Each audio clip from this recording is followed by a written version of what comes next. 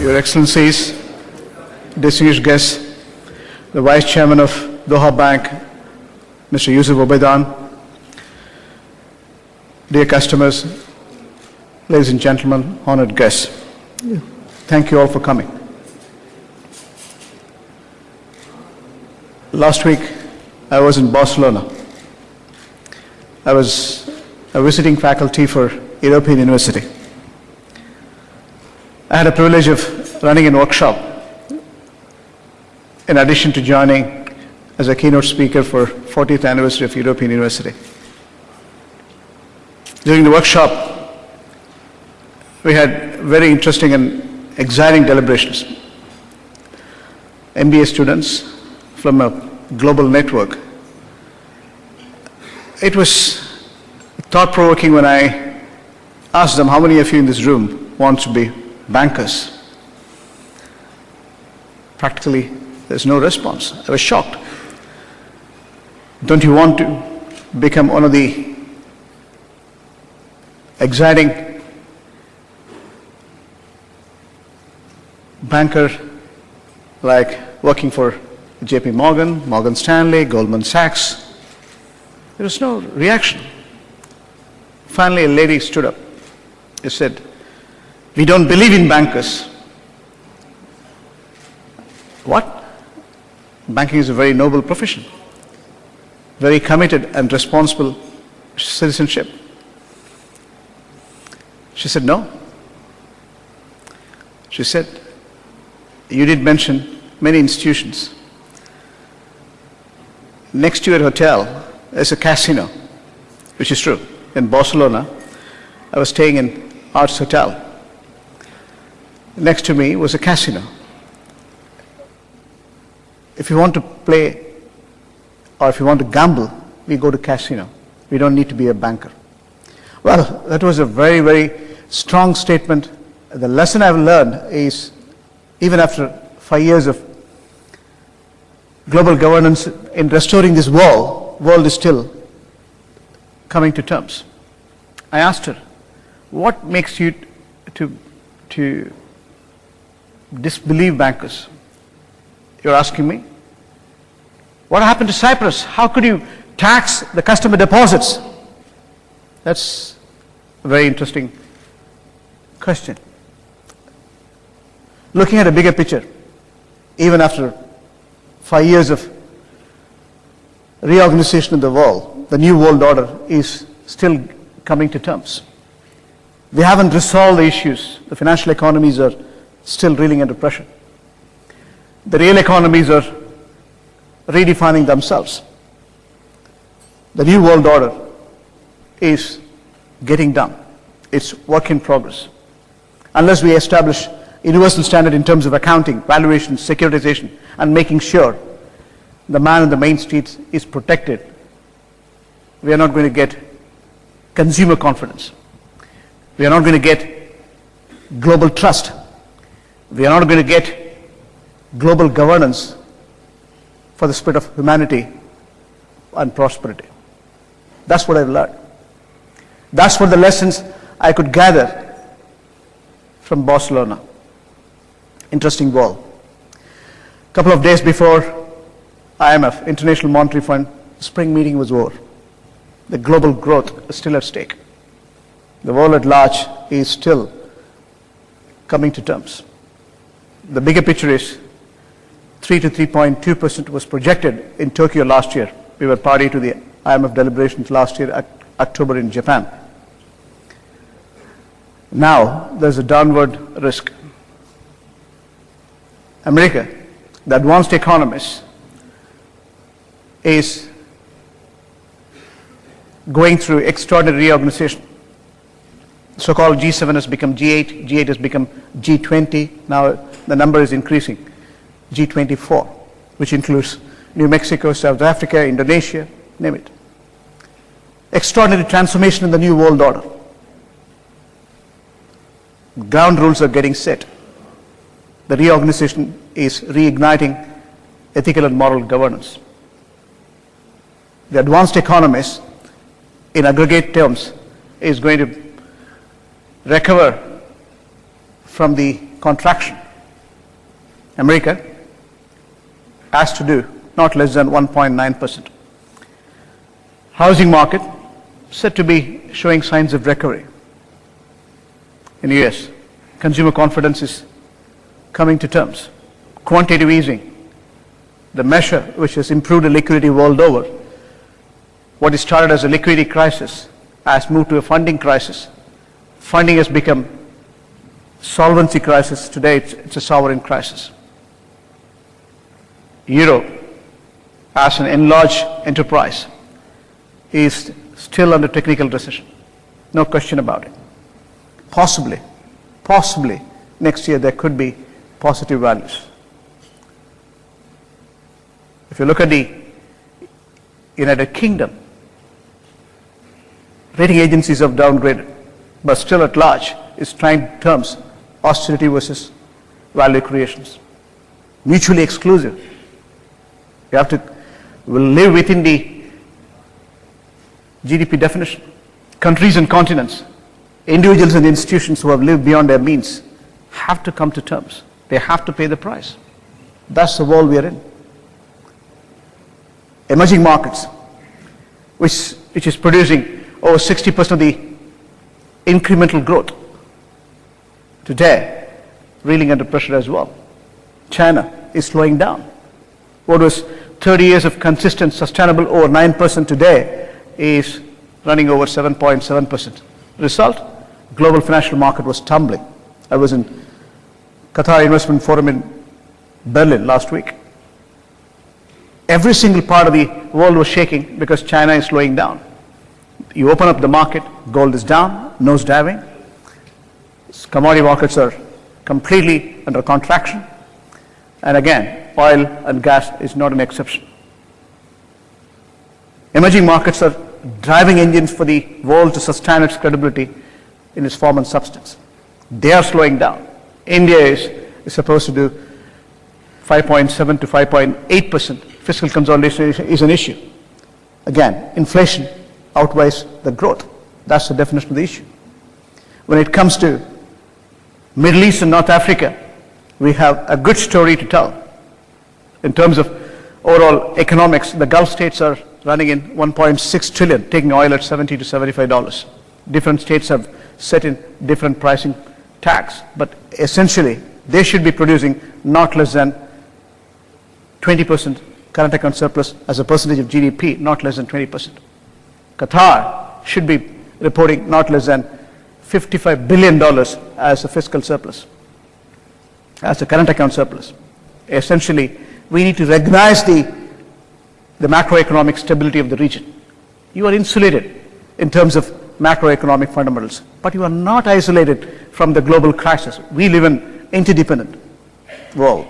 More than ever, we live in an interconnected world, shrinking world. That's the reality. That's the current status in the world. Look at financial markets. Who could have predicted Japan stock market would have gone 33% year to date? Why? Ask yourself. How America is restored today. NASDAQ is beaming up. Every single financial markets, stock market, if you look at it, they're all doing well. NASDAQ, 9%. S&P, 11%. Dow Jones, again, nearing 8%. That's the level of capital market expansion. Look at the United Kingdom, 8.4%. Sensex in India is down by 1%. China is down 2.2%. UK, apart Germany, which is very stable, very functional, could issue credit default swap at a very, very operating level. Their bond issues were oversubscribed. Their market is up just 1.4%. The financial markets are, in a way, it's gambling grounds. The liquidity, the money supply has transcended borders, and it impacts every part of the world. That has stimulated the stock market. Short-term focus. Gambling is happening. Hot money is traveling across the globe. That's the reflection we have seen in the stock market. Currency market, almost we reached parity in terms of Japanese yen. We have seen the reflection of open market operations, bond buying programs. Japan is recovering. in real response to convergence of politics and economics. The new monetary policy is redefining its scale and purpose. That has got a reflection in the stock market, 33% up.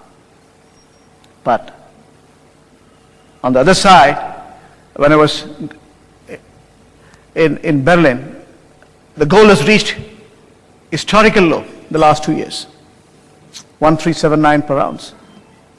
Who could have predicted? Gold is a real currency today. It's no more a commodity. Would have nosedived over 10% in few weeks of time. That's the reflection we are seeing.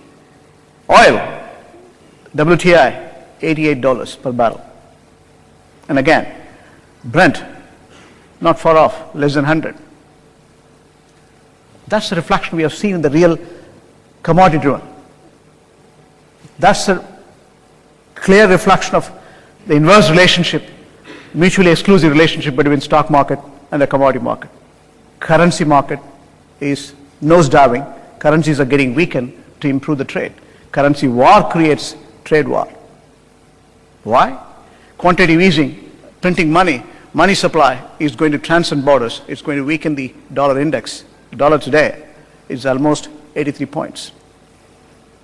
Again, euro as strengthening now on account of the overall measures taken by European Union, European Central Bank. That shows a reflection of 1.3 to dollar. As I said, Japanese yen is almost in line with dollar.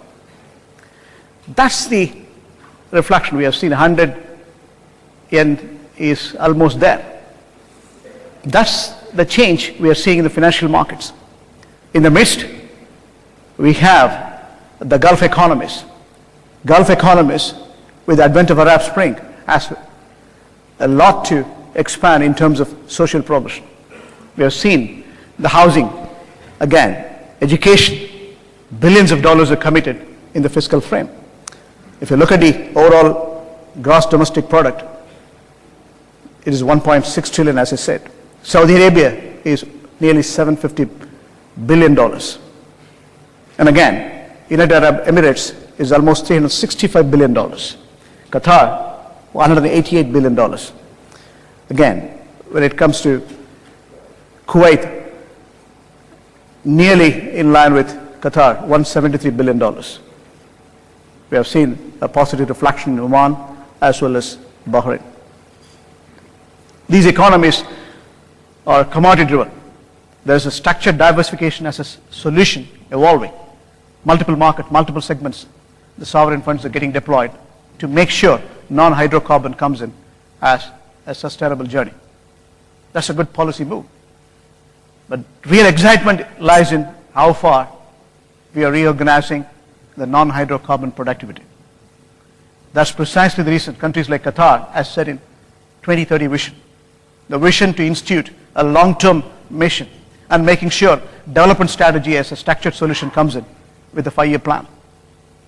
Reflection, we have seen aggregate growth of non-hydrocarbon 9.1%. And again, hydrocarbon should be doing reasonably well, while non-hydrocarbon is going to grow not less than 9.1%, hydrocarbon should move not less than 5%. That's a very positive trade. And again, the capital market in the Gulf states is showing positive vibes. Dubai, 26%. Who could have imagined last year or a year before? Dubai is recovering. Dubai is bouncing back, no question about it. Dubai projects are coming up, no question about it. Still, every segment of trading traffic, Dubai is responding to the trade. Dubai is responding to construction. If you look at the Abu Dhabi market, again, very positive momentum, 21%. Kuwait has done exceedingly well this year. There is a political and economic stability reflecting the government expenditure. Projects are announced, and that is reflecting in the overall financial markets. When it comes to Oman, over 7% is done. Oman has got a huge government expenditure in the making. It's stable and functional. The reflection we are seeing in the financial markets. These are positive leads for us to see how far we as businessmen can take leads and make sure you redefine your business model. Qatar has set in right kind of budget as well. This year budget has been exemplary. Execution, we need to get it accomplished. Every single state in the Gulf states, if you look at it, 2030 for Qatar, 2030 for Abu Dhabi, 2020 for Oman, 2020 for, again, every single state is defining their long-term plan backed up by development strategy. That's going to reflect on the growth momentum. While hydrocarbon is going to give them a current account surplus, we have always looking at the positive sides of non-hydrocarbon reflecting in multiple projects and segments. Real estate is in the right track. While global economy is still coming to terms as far as real estate is concerned, this region has been stable. Nobody can dispute that. This year, we have seen a very positive response across the region. Still, China is under pressure. They are redefining the monetary policy. India is cutting the rates to improve the housing market, construction sector. Singapore is redefining it. UK prices, real estate prices are going up. America is recovering. This region, if you look at it, every single country has got stable and functional real estate and construction. The projects pronounced in this region is, if you look at only the budget, if I look at the government budget pronounced by the various states, $377 billion. These are actual expendable budgets. Saudi Arabia is topping in the list in terms of government expenditure, over $345 billion. And again, Qatar has set in $45 billion as a government expenditure. We have seen similar reflection in Abu Dhabi, and again, Oman and UAE. These projects are going to drive the change in this market space, give enormous amount of opportunity for the businessman. Qatar itself, if you look at the breakup, it is Lusail, it is again Pearl, it is Qatar Foundation, Education City. When it comes to transport, airport is expanding, multiple phases are shaping up, seaport is coming up. Everyone knows it. A road, rail network is shaping up. At least the contracts have been announced. I have my colleagues to elucidate to you the reflection on Ashgal. We have seen extraordinary momentum in the hydrocarbon as well. Barzan, as Ras Al Khaimah project is shaping up. And again, electricity, power, water. If you look at it, projects like Idris, and again, we have seen Karama is turning out extraordinary vision for expanding the power and energy sector as well. So that we have seen enormous amount of activity shaping up in conception. The execution has to take place. Execution is going to give reignition for the business to redefine the scope of performance. And that's what we count on. That's what we are going to be counting on to see years to come. We are going to have successful and sustainable journey. That's the essence of the theme. For you to look at what is in prospects, for you to recognize the market opportunity, for you to reflect the positive momentum so that you plan your integrations in terms of people, process, and technology. Making sure the reflection we have seen in terms of government expenditure drive through your business more.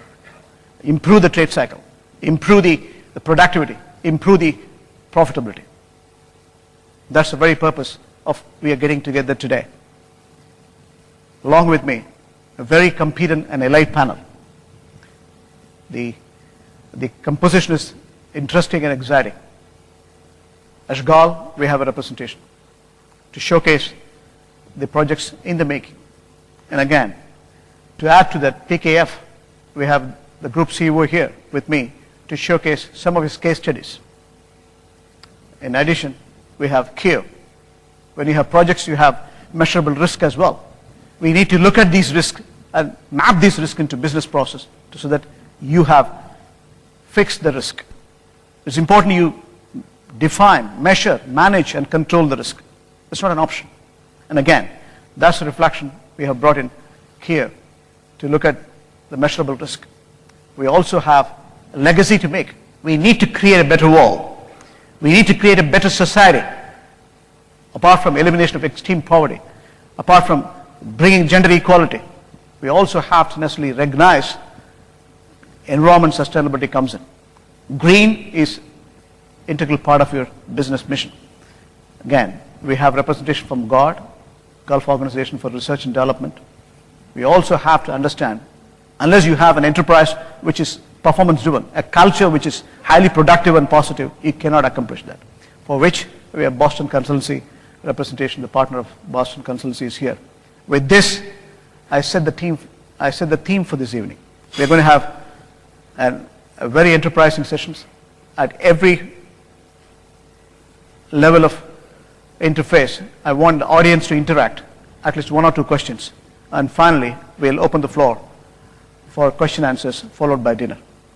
Thank you once again for your participation. I'm sure you will enjoy as much as I'm going to do. Thank you, ladies and gentlemen.